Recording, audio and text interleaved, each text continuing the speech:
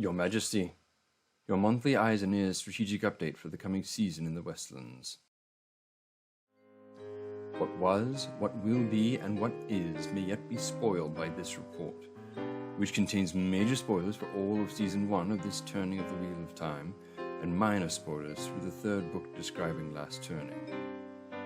Our eyes and ears were struggling all last month to find anything of strategic value, and we were contemplating not providing a report to your Majesty.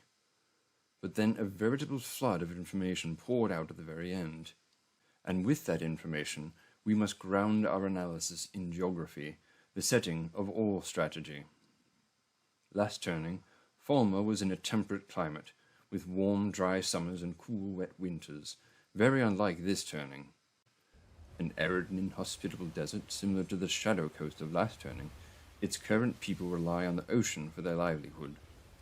Falmer's climate Last Turning appears to be more similar to what in the First Age was termed a Mediterranean climate, which was found in the land of Los Angeles. The current turning, though, is more like the land of Baja California. This would orient the city more toward the farms that would have been inland, that would be the basis for their trade, primarily with Bandar Eban to the north, along with other cities southward.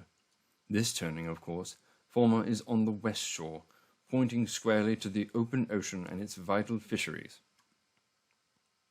This realization helped explain discrepancies between reports from our eyes and ears and the records we have obtained of Last Turning, and we can now say with near absolute certainty two things which we previously said were only likely. 1. The Seanchan invaders from the west will not only attack, but take and hold Falmer. They may have already taken the city as we speak. 2. The White Cloaks, seeking to take the city from them, primarily with cavalry and siege engines, will breach the walls and engage in combat with the Seanchan inside the city itself. Scout reports describe the Seanchan relying on loose, circular defensive infantry formations designed to counter the heavy cavalry assaults the White Cloaks prefer. We have previously noted reports of waygates near some of the anticipated events in the coming season. Further details have narrowed the possible locations of these waygates. Our eyes and ears reported high activity near a waygate surrounded by palm trees, and White Cloaks were also reported in the vicinity. Another waygate of high activity was at a sandy beach. With this information and other knowledge we have, we can determine that the palm tree waygate is at Falmer, and the coastal waygate is at Tyr.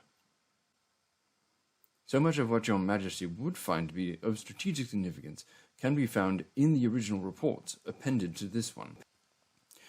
We expect the coming months to bring little to no reports, though due to another turning of a certain mirror world, taking precedence for the pattern. Your Majesty, this concludes our report. My ladies and lords of the Westlands, rulers from sundry lands, if you find the reports my clerks and I produce to be helpful, as you labor in the service of your people, do honor us with your raised thumbs and subscriptions. Until our next report.